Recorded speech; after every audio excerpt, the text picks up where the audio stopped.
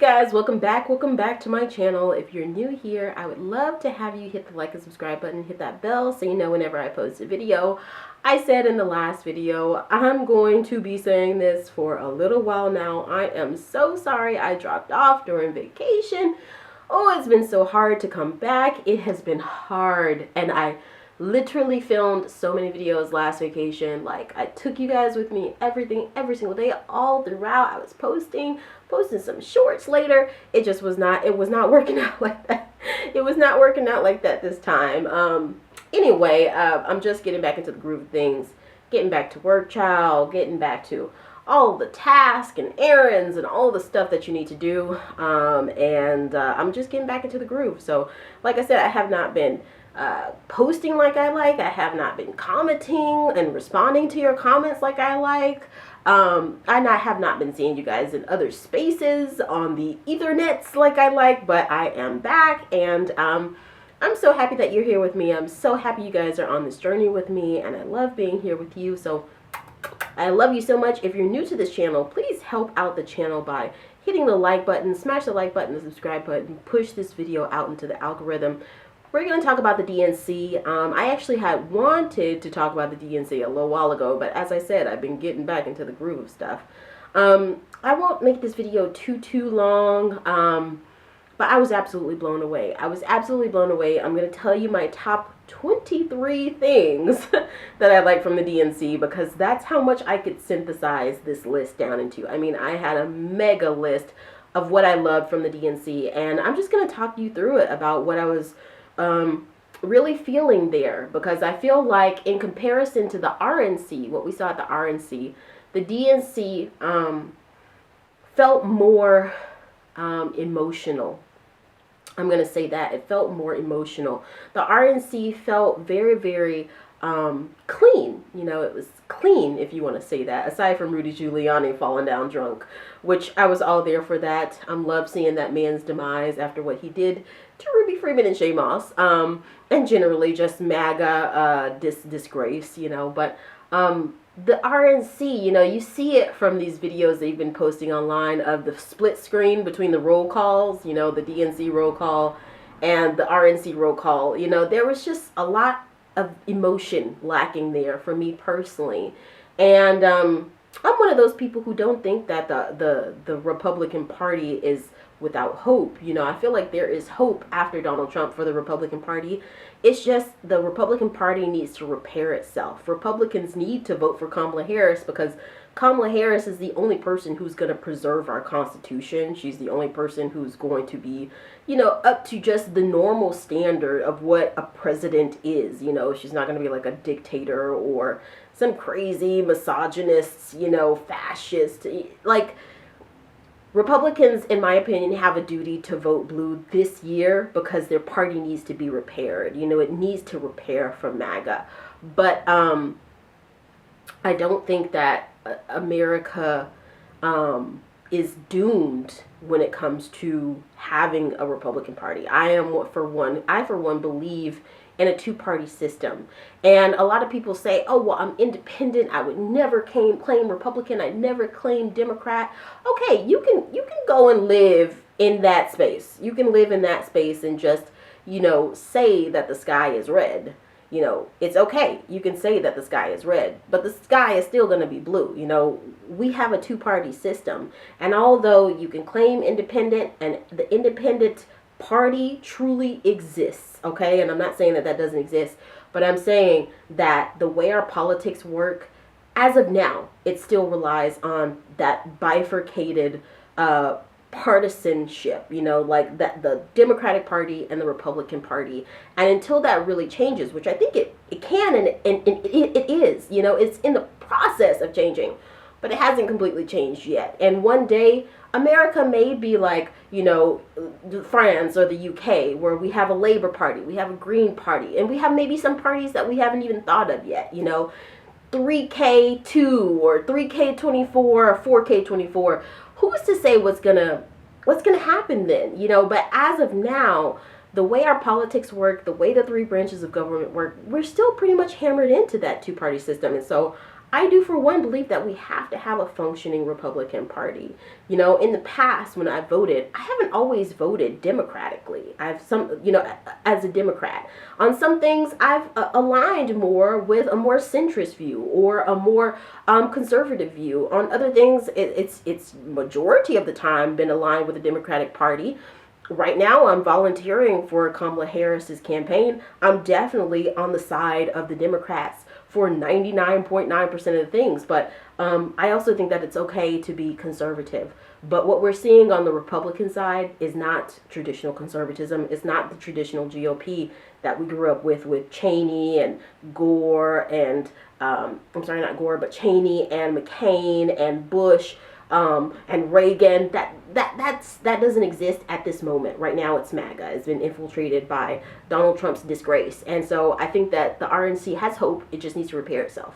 And at the RNC, it just seemed like a snooze fest, for lack of better words. Like there were some times where the crowd seemed a little hype, but for the most part, in comparison with the DNC, not at all. But beyond that, this emotional factor, I cried looking at the DNC. I laughed looking at the DNC. I was dancing with the people when they were dancing. I mean, even in my house at home, I'm dancing with the people at the DNC, and I feel like we're there emotionally together. We're in this together because, we're coming from a trauma. Donald Trump and his reign of terror has been a trauma. The RNC, when I looked at the clips from it, I felt no emotion. I felt mostly just like sorry for these people.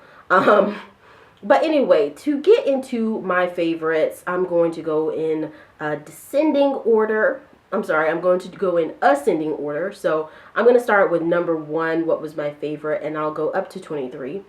So number 1 was the Central Park 5. Now, talking about emotion, when those boys got up there, and they're not boys anymore, they're grown men. Why do I want to call them boys? I guess it's because of the one who spoke.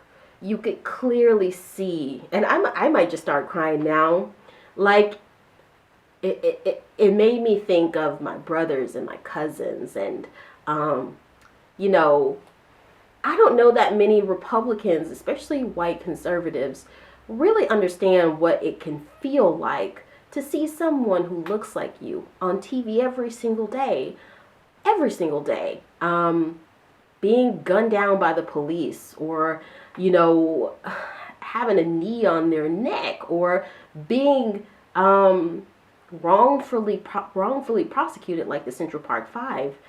And I saw how that one who spoke, the one who was on the shorter side, I saw how much emotion he had to dig through to give that speech. And I also saw the trauma, the pain. I saw the pain in him.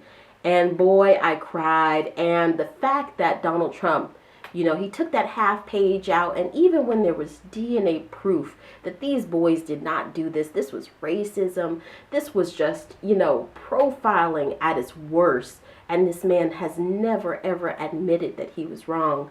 It shows you that something is wrong with him. And so I was crying both tears of pain, but also tears of joy and hope. So the next one was Stevie Wonder. So number 2 was Stevie Wonder's performance.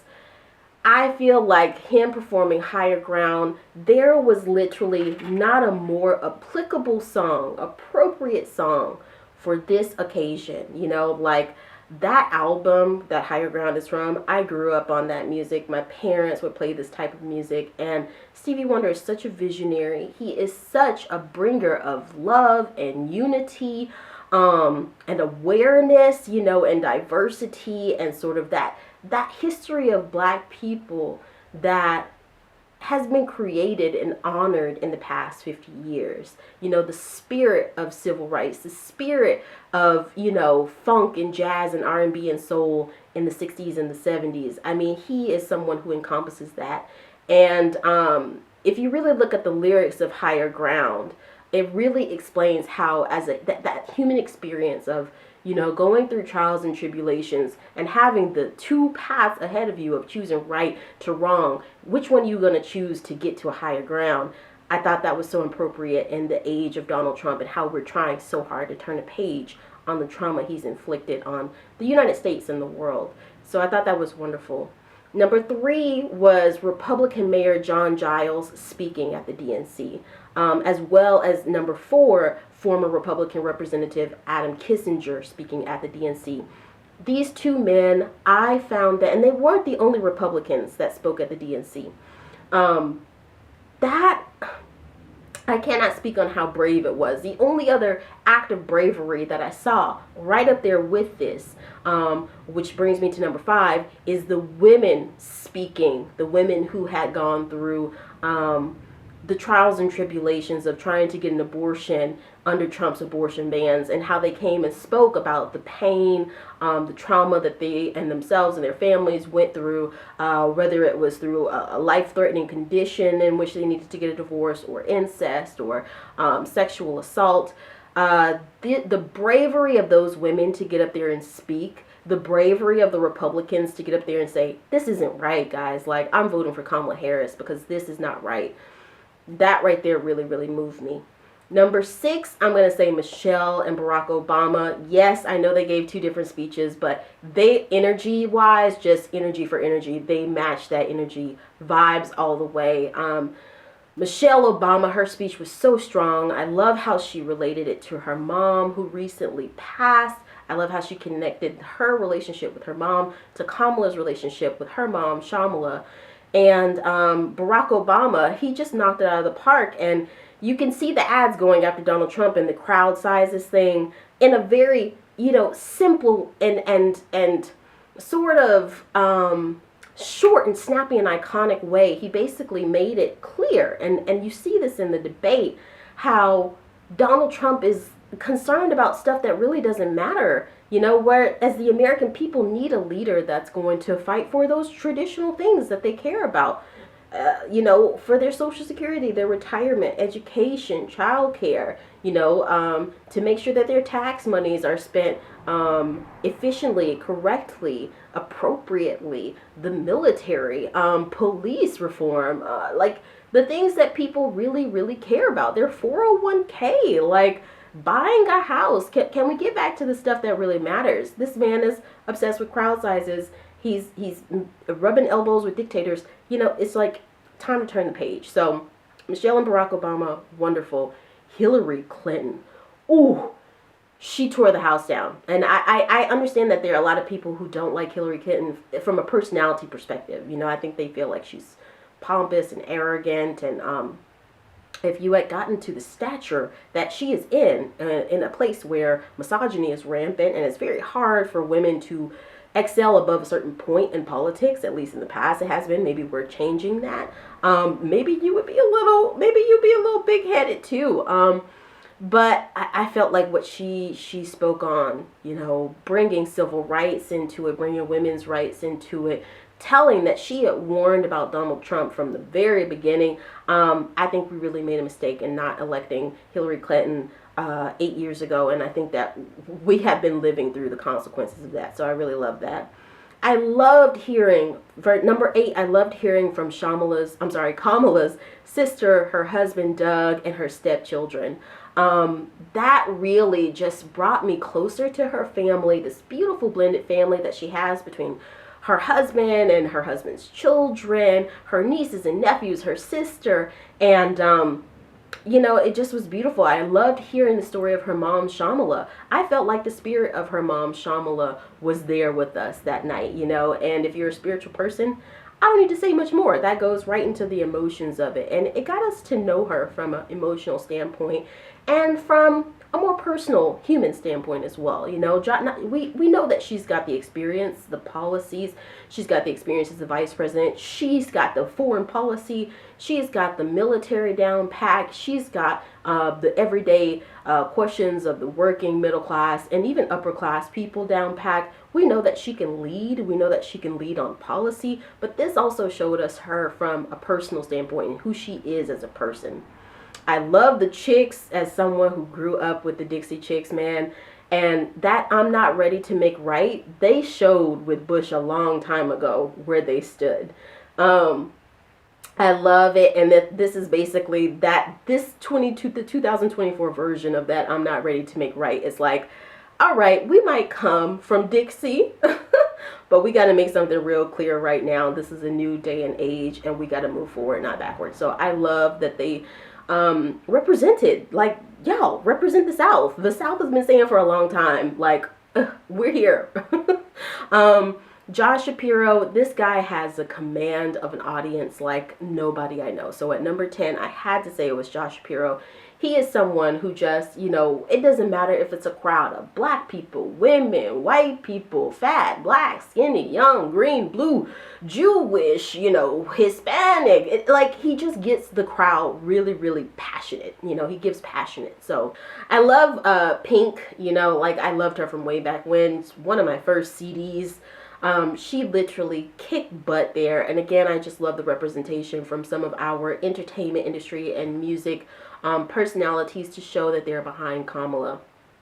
Steph Curry, I love seeing a basketball player speak directly to young and old black men. I think that some black men have been swayed by Donald Trump's game. And so we know that Donald Trump will do nothing for black men. You know, he really won't. Maybe for the ones who kiss the ring, for the ones who play sort of, you know, the pony and dance show for him, who sort of suck up to him, sort of like, what's his face?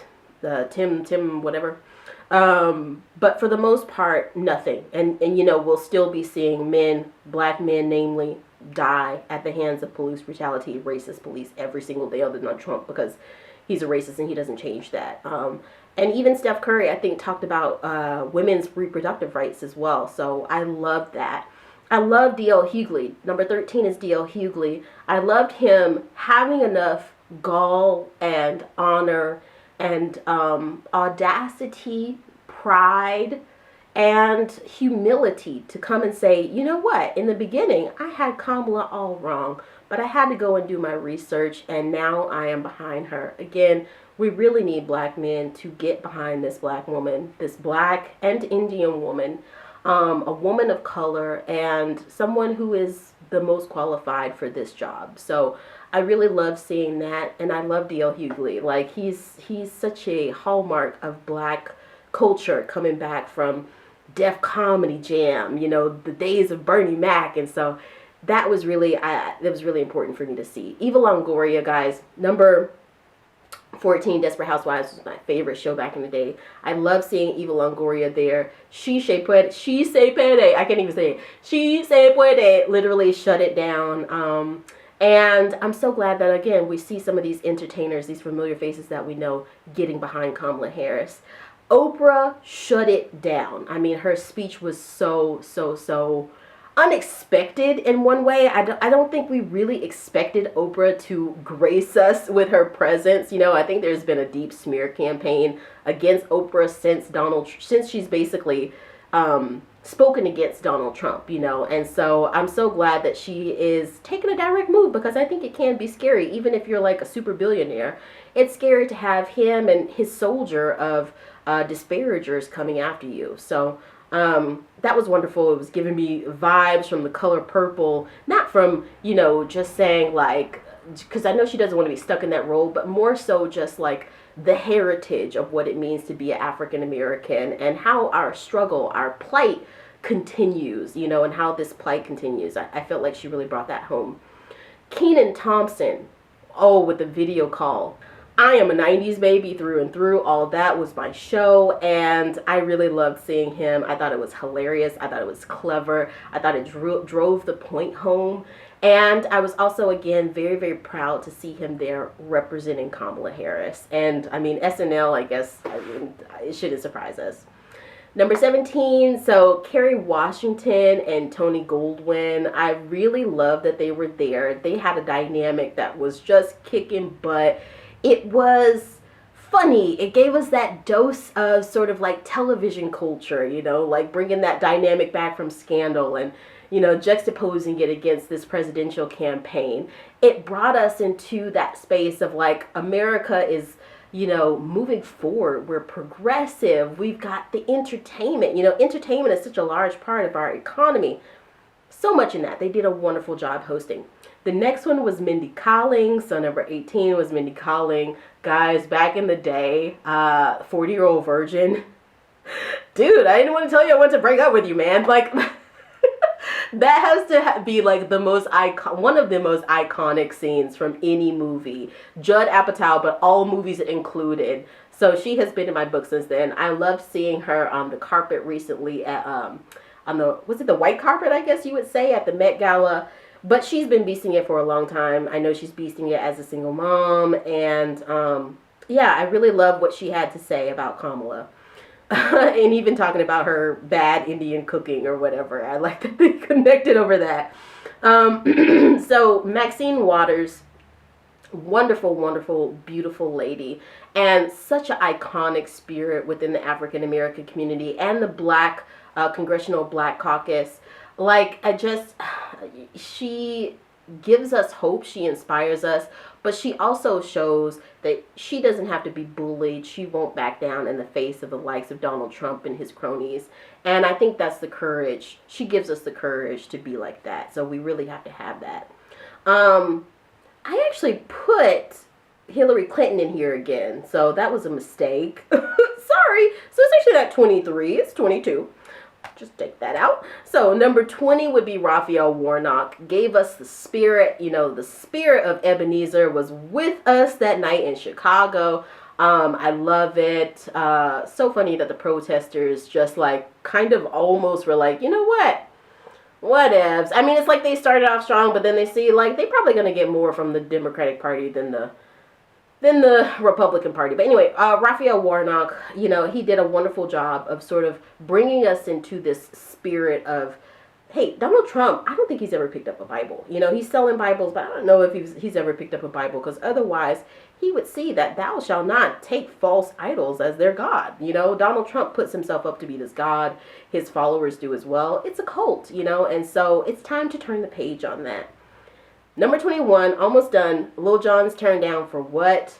Guys, like seeing the look on the face of those people who just were not expecting it literally made my day. As someone who grew up in Atlanta, I mean, I was singing with them. I was vibing with them the whole time. And the last part I will say is the roll call. I really like the roll call and seeing from Appalachia to our you know, Polynesian friends from over in Hawaii to the South, you know, to Georgia, to all these different places, Montana, you know, Utah, Colorado, Florida, you know, across the United States, these beautiful American faces.